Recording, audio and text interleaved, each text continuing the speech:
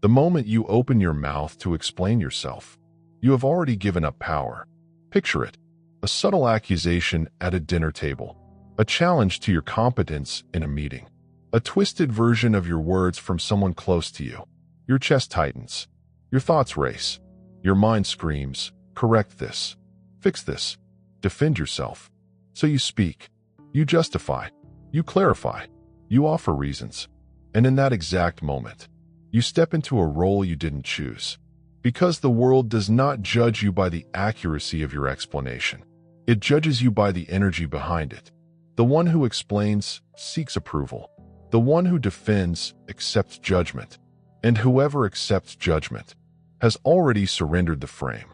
Niccolò Machiavelli understood something most people never do. Power is not about being right. Power is about who defines reality. The moment you defend yourself, you walk into someone else's courtroom. They become the judge. You become the defendant. But what if you never entered the courtroom at all? What if instead of reacting, you removed the very structure that made their attack possible? Because nothing terrifies a controlling mind more than this. A person who does not need to be explained. Your instinct to defend yourself did not come from strength. It came from childhood. When you were young, explanation was survival. I didn't mean to. It wasn't my fault. I didn't do that. Authority decided safety. And you learned that justification was protection. But you grew up, and the reflex stayed. Now your nervous system treats coworkers, partners, strangers, and critics like parental figures. When you defend yourself, what you are really saying is, you have the authority to define me. And the body gives it away. The rushed tone, the long stories, the emotional logic. Human beings are not logical creatures. They are biological observers of status. And defense always reads as lower ground. Not because you are wrong, but because you are seeking permission. Machiavelli wrote, "It is much safer to be respected than loved." In modern terms, it is much safer to be self-defined than understood. Most conflicts are not about truth. They are about positioning. The accusation is rarely a search for clarity. It is a probe, a test, to see if you will move, to see if you will explain, to see if you will step down. The first shift of power is internal. There is no courtroom, no jury, no sentence, no authority, only perception. And perception belongs to whoever remains sovereign. The moment you stop treating people like judges, their words stop sounding like verdicts. They start sounding like weather, noise, passing, impersonal. And weather does not require a defense. So what happens when you don't react? Someone throws a verbal strike. You're being selfish. You're always like this. You don't know what you're doing. The old pattern rushes forward. But instead, you look, you breathe, you say nothing. You allow the silence to exist. And in that silence, something strange happens. The human nervous system is uncomfortable without feedback, especially during confrontation. Your quiet creates a psychological vacuum, and most people rush to fill it. They soften, they rephrase, they justify themselves, because now they feel evaluated. This is not intimidation. This is non-participation. You did not block their force. You removed the wall it needed. Machiavelli observed that the most powerful position in any room is to be unreadable. Defense reveals. It exposes what matters to you, what hurts you, where your identity is attached. Silence reveals nothing. It becomes a mirror. And most people are unsettled when they are forced to face themselves. Calm, unreactive presence is not emptiness. It is psychological opacity. And opacity dissolves attack. Sometimes silence is enough. Sometimes words are required, but never defensive words. If you speak, you don't resist. You reframe.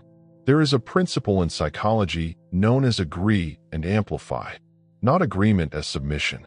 Agreement as disarmament. When someone attacks you, they are offering a frame. Defending accepts it. Amplifying dissolves it. You're obsessed with control. Absolutely. I run entire imaginary governments before breakfast. You're impossible. I try my best. By exaggerating, you remove the emotional hook. You show you are not protecting an identity. And whatever does not need protection cannot be threatened. This state is known as amused mastery, the posture of someone who is not inside the emotional weather. Every confrontation has a hidden structure. One person questions, the other answers. One frames, the other defends. Power flows toward the one who observes instead of explains. Instead of answering attacks, you redirect attention to the process. Why is this so important to you? What reaction are you hoping for? What do you feel right now? This does not escalate. It relocates the interaction. From content to psychology, you are no longer the topic. The dynamic is. And whoever defines the dynamic controls it. There is another form of power most people misunderstand. Agreement. Not the agreement of collapse. The agreement of groundedness. Yes, that part is true. I could have done better. Notice what is missing. No self-attack. No justification. No identity defense. You acknowledge the fact. You ignore the label. This is known as fogging. A fog bank does not block a thrown stone. It absorbs it. Only someone secure can admit error without self-destruction. Only someone grounded can accept imperfection without narrative. Insecurity fights for image. Security handles reality. None of this works if it is only technique. People do not respond to words. They respond to self-relationship. You only defend what you are secretly unsure of. When someone touches a wound, the body reacts. When they touch neutral ground, nothing moves. The ultimate power is not verbal. It is psychological integration. Knowing your flaws, owning your contradictions, accepting your shadow. When nothing inside you is denied, nothing outside can destabilize you. You cannot shame a person who is not hiding. You cannot control someone who is not negotiating their worth. This is what untouchable actually means. Not dominance. Internal independence. For the next 7 days, experiment. No explanations. No stories. No self-justification. If you're late, I'm late. If you forget, I forgot. If someone misunderstands you, let it stand. Feel the discomfort.